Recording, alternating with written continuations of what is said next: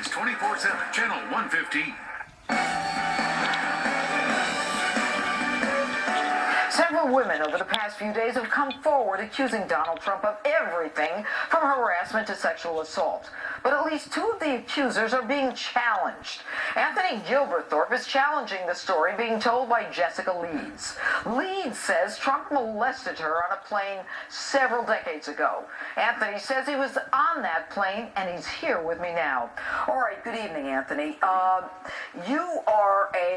You're from the UK, and I understand you just arrived this afternoon. Is that correct? Flown over for this purpose. Okay. Now, how did you hear about this claim by Jackie Leeds from decades ago? It first came to my attention on Thursday morning, and within the hour, I had contacted Trump's lawyers to tell them exactly what I did know about this woman. Okay, how did you know that this woman who was accusing Donald Trump was the same woman on a plane that you were on? I instantly recognized her. How did you know? I recognized her as the woman I shared a flight with for 3 hours and conducted numerous conversations. But what was it about her? Did she look the same?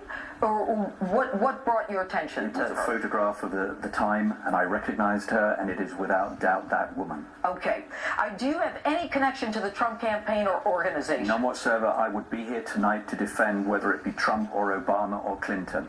Tell me about you. What is the worst thing that you have done? Because we're going to find out about it one way or the other.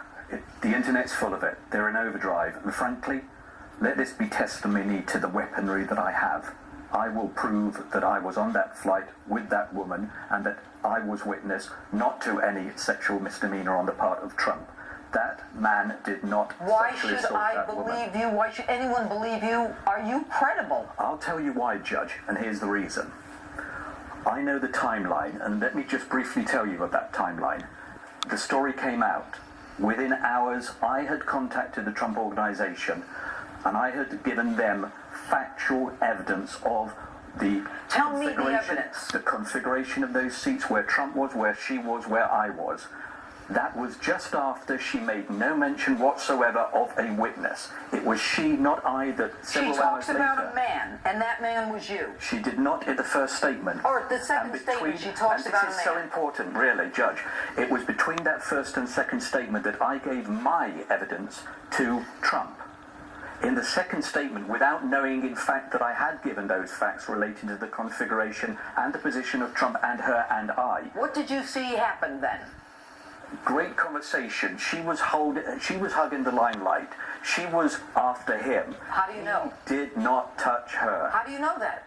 Please, I was there throughout the flight. There was nowhere else to go. Was it a day flight or a night flight? It was a day flight. Was he drinking? No. Was she drinking? None of us were drinking. How do you know that? Don't let that be the excuse that the How do you know that? Give. No, because I was there. I was there, and you know the interest in What was she wearing? She had a white trouser suit. And you know the interesting thing?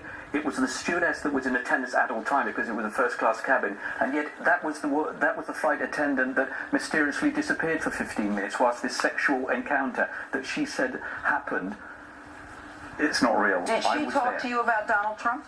Yes, she exclaimed with excitement when he went to the toilet, how she thought how exciting it was that she had met him, and she literally went like that. She said, "I can't believe my luck that I've met one of the richest men in the world." All right, Anthony, there's going to be a lot of testing of what you said, but thank you for being on Justice Tonight. And another